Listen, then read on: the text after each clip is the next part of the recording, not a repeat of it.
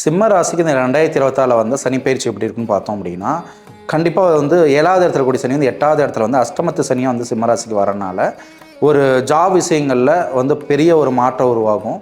ஒரு ஸ்ட்ரெஸ்ஃபுல்லாக ஒரு மனக்குழப்பத்தில் இருப்பீங்க. ஸோ உடல் ஆரோக்கியத்தில் ரொம்ப ரொம்ப கவனம் தேவை. இரவு நேர பயணங்கள் எதாவது மேற்கொள்கிறீங்க அப்படின்னா, அதை அவாய்ட் பண்ணிவிட்டு கொஞ்சம் டே டைம்லேயே போகிறத மாதிரி பார்த்துக்கணும்.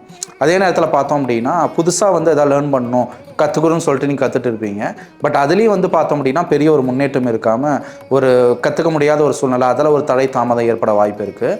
அதே நேரத்தில் பார்த்தோம் அப்படின்னா, பண வரவுகள் வந்துட்டு இந்த பணம்லாம் வந்து ஸ்டாப் ஆகிட்டு பெருசாக ஒரு இன்கம் இல்லாத ஒரு சூழ்நிலையை வந்துட்டு சிம்ம ராசிக்கு உருவாக்கலாம்.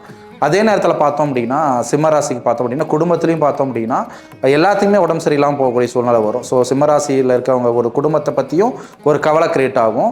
ஸோ ஒரு மோஸ்ட்லி பார்த்தோம் அப்படின்னா, எல்லா இடத்துலையும் ஒரு அழுத்தம் கொடுக்குற மாதிரி சிம்ம ராசிக்கு இருக்கும். அதனால் அஷ்டமத்து சனியாக இருக்கிறனால சிம்ம ராசி வந்து ரொம்ப ரொம்ப உடல் ஆரோக்கியத்தில், வேலையில், பண வரவுகளில் வந்து கவனமாக இருக்கணும்.